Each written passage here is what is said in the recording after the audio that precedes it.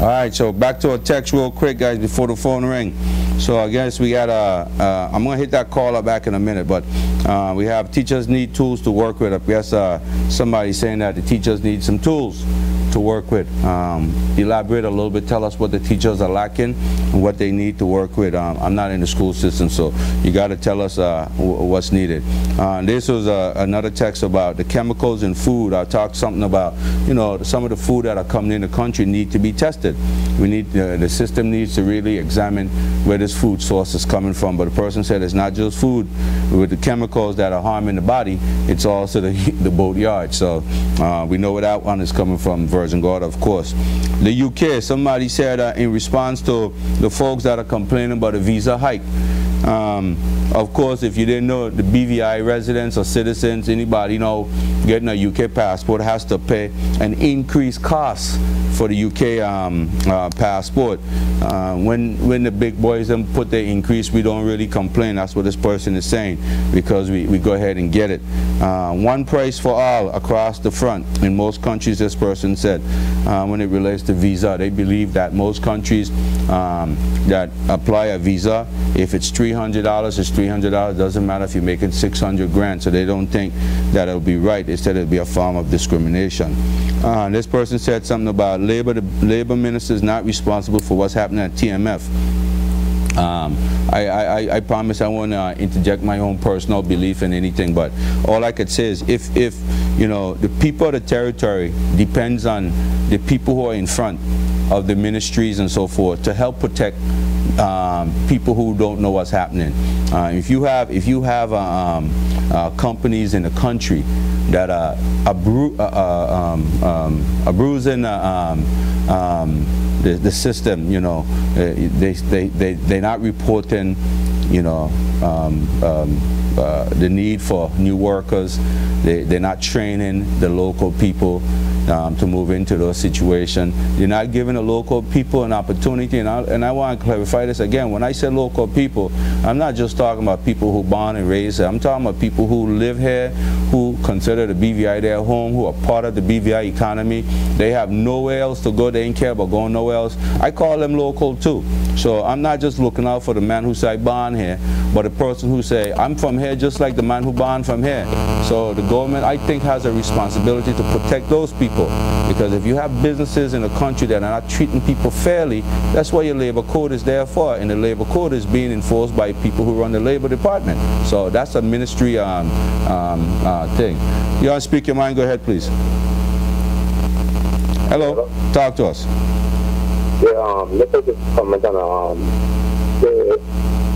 you were talking about the festival and the government.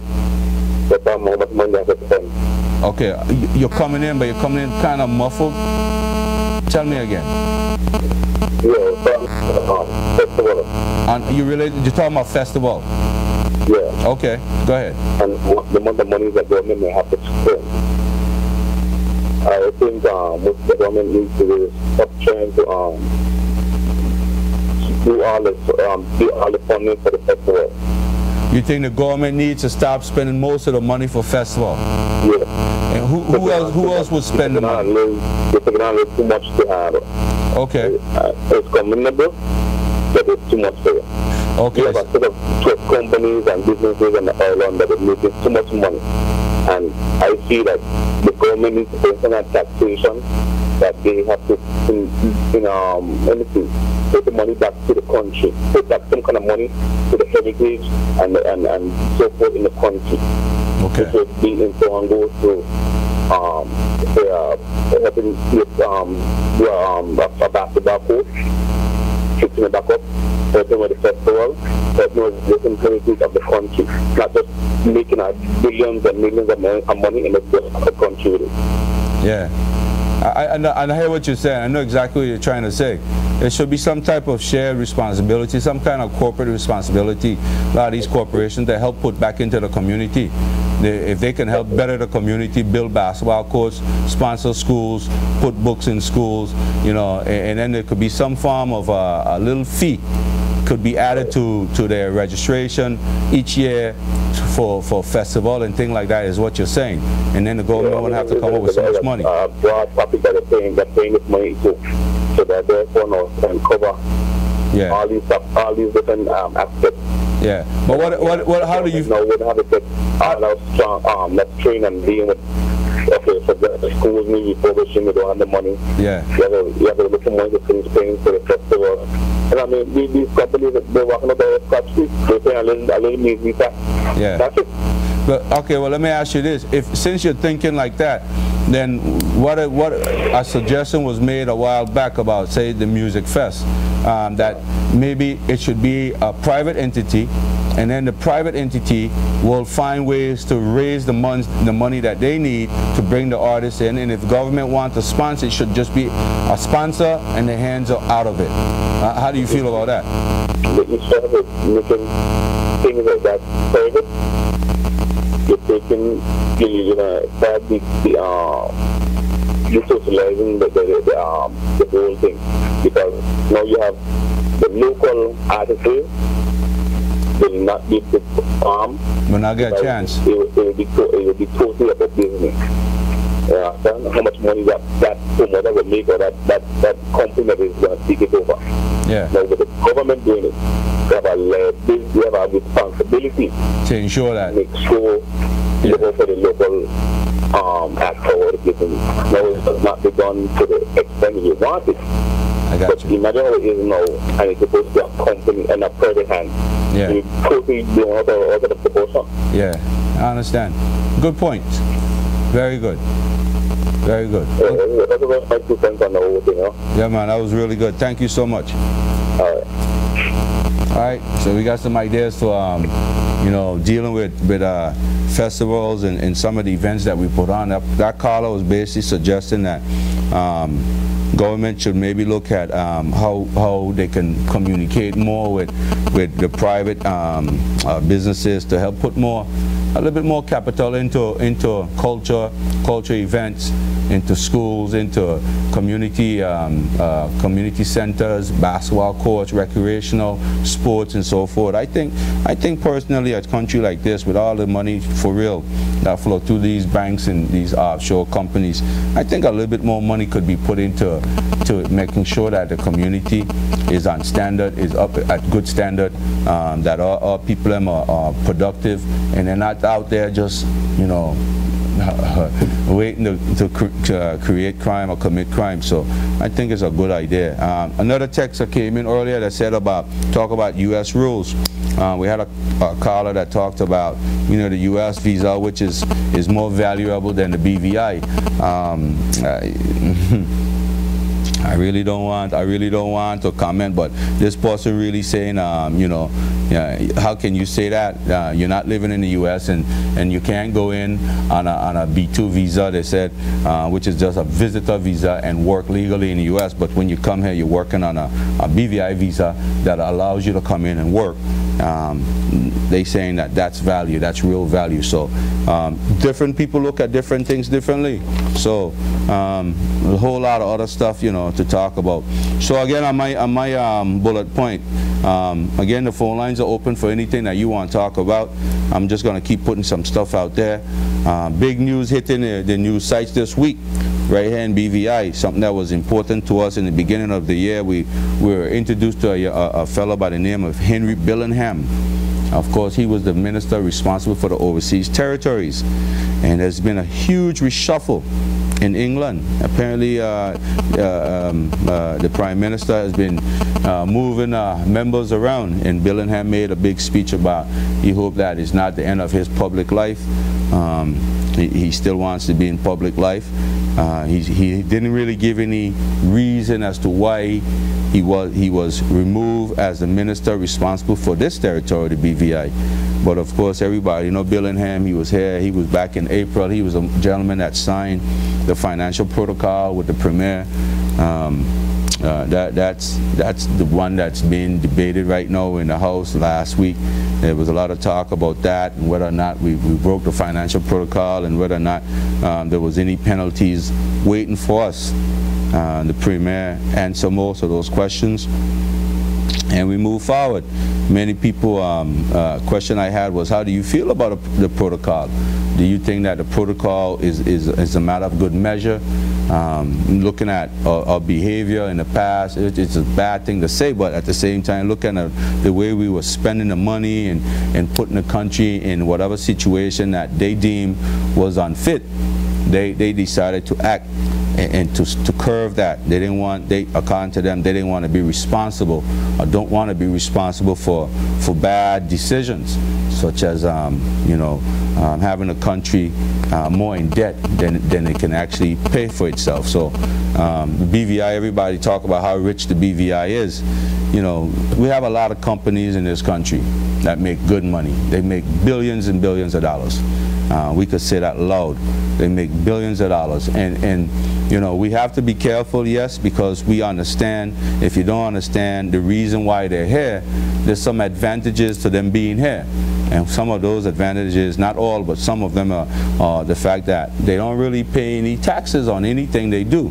You know, these guys pretty much pay. They have the payroll tax, you know, that came in a while back. That was one way for the government to try to get some money out of the folks that work in the trust companies and the payroll. Pretty much anybody that work in the trust companies had to pay some sort of tax. And that was also levied based on the income that you have. If you were making a certain amount of income, you pay this percentage. If you made more, you pay that percentage. So I don't know how good that's working. Some people are paying it. Most people are paying it. Nobody's complaining. And of course, in order for them to stay here and do business, you know, all they do is pay a registration fee, or when they change status of their corporation, or different things. Any type of change, they pay for those changes to the government. So the government makes lots of money from that. So it'd be really hard for us to touch the financial services thing, but I do believe that there should be straight policies when it relates to employment. There should be some kind of fund set up, I think, personally for employees that are working for some of these companies. A lot of times in the past, we know we had companies that went out of business or left the territory, and the folks were just left hanging. You know, these guys there should be some kind of account set up, and every month money should go into that account. At the end of their term, if they were to up and leave, all of a sudden, the money would be there to pay those people their severance pay, and whatever is left goes back to the company. Government should really be looking at things like that. I know the labor code have some things that address that, but you know, nobody really don't have no faith in the labor code. It's long. It really doesn't. A lot of people are complaining that there's no real recourse, you know, in the labor code. People are being laid off. You go to the labor department and they're having such a hard time winning their case. But at the same time, on the flip side of that, a lot of people who are being let go probably should be let go. So what I would advise people, if you're in a job, your job is to do the job. Do it to the best of your ability. Stay away from the controversy. Stay away from the trouble. You know, do the job. Try to learn as much as you can. You know, if you don't do that, then the employer gonna look at you as somebody that's not really willing to help move the company forward. And the company is here to make money. So you gotta understand from their position. Now, if you're doing all of the things that you're supposed to be doing, and all of a sudden you get fired, then that's where the government and the labor department is supposed to be on your side. They're supposed to ensure that you're being treated fairly, that you're being paid a fair wage for the job that you're doing. You know, that, you know, they're not using you to train people from Bangladesh and people from India and people from the Philippines, and then when those people understand and learn the job, they get rid of you. That's not right. So you want to speak your mind, go ahead, please. We just missed that call. Caller, call us right back. I just missed you. I got a couple of texts. Let me hit these texts real quick while we're here waiting for that caller to call back. I said to date, 2 inmates out of HMP cut, can't be given the rule and regulation of the prison that's a shame. I guess they were saying you can't understand that somebody hasn't been given the rules and regulation of the prison, and they are questioning that. You know, Monday Holder carried police on the prison compound with guns. Okay, this is the same text, similar to the same text that we talked about. I guess there was some confrontation up at the prison, and police action looked like it was warranted. So you had police with big machine guns and everything up there, but I don't think anybody up at the prison can complain about the size of the gun. You've seen those guns before. We see them all the time on the street in front of the banks and so forth, but you know, they have to do what they got to do. Guys, you know, to protect your rights at the prison, I know if you're watching or if somebody's taping this for you, you know, you're in prison. Let's be real. You're in prison for a reason. You do have some rights. Everybody have rights under the, you know, UN Charter and Human Rights Chapter and all that good stuff. But you can't just, you know, I'm not saying you are, but if you are, you can't make trouble and disturbance and then say that whoever's responsible for the prison don't have a right to take action. You should always make sure that you are in the right, you're in the clear, you stand away from the trouble, you're not a troublemaker, you're not causing harm to anybody else, a fellow prisoner. And that way when you bring forth complaints and arguments, you have people that could support your argument because they know that what you're saying is true. About the bus, about the boatyard in Virgin Gorda, this paint is very dangerous to the health of the residents, and the government should do something about it, like now. I understand, I'm supposed to say it.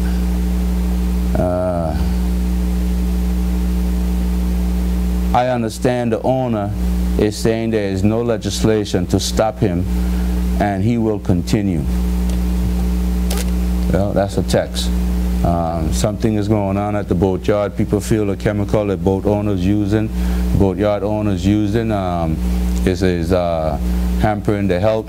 There should be something in the legislation that pertain. I would assume that if we had a major health hazard in the country and somebody brought it in, like if somebody came in with a disease. I remember the last administration, there was some disease going around and they were telling people if you travel to certain countries and so forth, you had to let that be known because you could have had that disease and you could have been a national health risk, and the government have a right to act.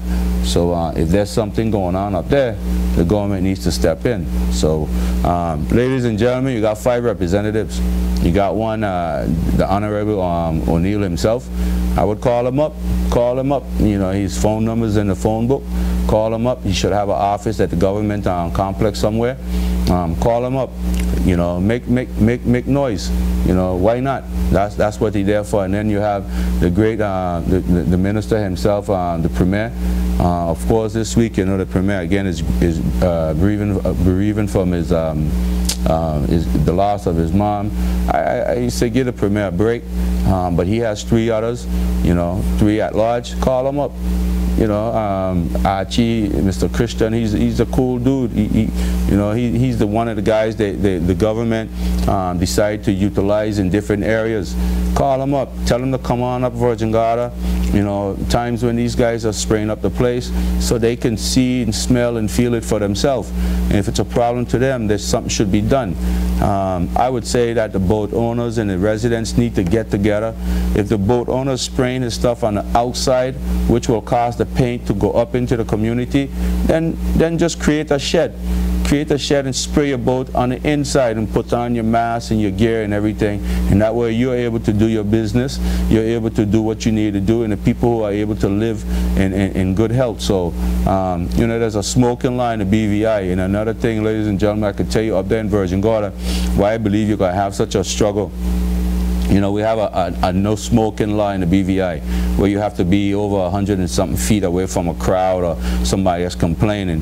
But if you look at some of the barbecue joints around Rotong, on any given night, a Friday night especially, you could go to some of these joints and they smoking up the whole community. Where's the health department saying that this stuff has to be curbed? So it's going to be a struggle. It's going to be a real struggle. This text say right now there's an increase in fees for both the Virgin Islands and the UK passport, which directly affects the indigenous BVI lander. And as far as I know, we are not complaining about it. We can't complain about it. I agree with you. I mean, you know, but still, if you can help people, you help people. If it wasn't necessary to raise it that much, that quick, we increment it. And then I think what's really bothering people is the fact that, you know, you went in one day and boom, it was 25, now it's 175. So government need to put a stop to people bringing. Let's get to the phone real quick. You want to speak your mind? Go ahead, please. How you doing? Hello. Yeah, good evening. How are you tonight? We good, and talk to me. Yeah, man. Just thing about the marina. I think that I've been looking at this thing for years and years. And all the speed that they use in the marina is lead paint. It's lead paint. Yeah, and it's dangerous to the health of even the people that in the marina that they painted. You don't wear any protective gears up there? No, I've been standing in the marina and I see people painting boats and you have nothing over the nose. That is the nostril, the nose to protect them. You know? Yeah. And another thing again, I think we need to have some laws. The government need to regulate look over the laws, and they need to regulate the laws because then, you know, certain things are going to be, there's certain things that you put on board, you can't go in the U.S. Virgin Islands. They can use in the BVI, in other water, in the BVI. Yeah. You know, we can't go to the U.S. Virgin Islands, then it should not be used anywhere at all. How many, you live in the area? Huh? You live in the area? No, I don't live in the area, but I pass you. I walk to different marine, different areas. Yeah. Different areas. And you know any other residents up there? I'm wondering what kind of action the residents are really taking. I'm not in Virginia. I ain't Tatola. Oh, you're in Tato. Okay. Yeah. Okay. But in a lot of laws in the BVA, it's very strict. Yeah. Well, no enforcement. No enforcement. Need enforcement. Yeah. Across the board. Across the board. Unless we don't let some of the young people train, so we don't let some of the young people train that to take over these areas to enforce these laws and things like that. We're going to continue doing it all the time. Yeah. Yeah. I hear you, Carla. Thank you so much. Yeah. So, I guess that's somebody that lives in Tortola, but he claims to be a witness to some of what's going on in Virgin Gorda. Y'all speak your mind. Go ahead, please. Yes, good night, sir. What's up? I hear you now. Oh, you alone there tonight? Yeah, man. You sad or you happy? Huh? You sad or you with me? No, I don't want Courtney to be there. Okay. Well, you can still pose a question. I'm sure he's listening. He'll call me and give me the answer to give to you. Okay. You deal with about the national song, right? What I'm passing the house from there, right? Yeah. I want to get it straight to the people. You want to get what? I want to get it straight to the people all about the song. Yeah. You want to tell us about the song? Right, because it's mine to join them who deal with the song. Okay. You understand? Because I heard the minister speak about lyrics and this like that. Okay? Mine data, right? Is who deal with the lyrics. Bonnie Watley is who the producer of the music. Of they put together everything. The guy named from Dominica, I forget his name. But a guy from Dominica who do the music. Yeah. Right? So I want to make it straight. Because it's a guy from Dominica who do the music. And Bonner was the whole overall person creating, putting the song and everything together with his daughter. You know. And let me tell you, Sam, the VIP had this thing to deal with when they was in power. Okay? They didn't deal with it.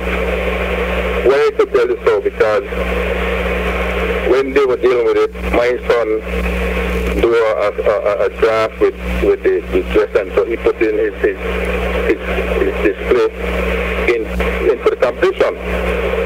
You know, and all the time I asked in a person who was dealing with the whole national dress, what happened to the competition? The person told me, just like everything finished, everything we just have to go to the house. So I said, how come this thing picked already and nobody hear anything about it? So I went further and I asked about it. And even Ms. P asked about it. Ms. P said, well, just I know about this thing, but then I ain't hear anything about it. That's in the position and the VIP. But supposed to deal with these things. Okay, and my son close to Andrew. My daughter close to Andrew. And Andrew know about this issue and these songs. Because my son, who also Andrew, be the first person to bring out the song and thing like that. It hurts you to see that he stay in the house and he say he don't know anything about, I know people as those people lyrics. You understand? But the whole bottom line is Bonner Watley. I have to praise him to put everything together.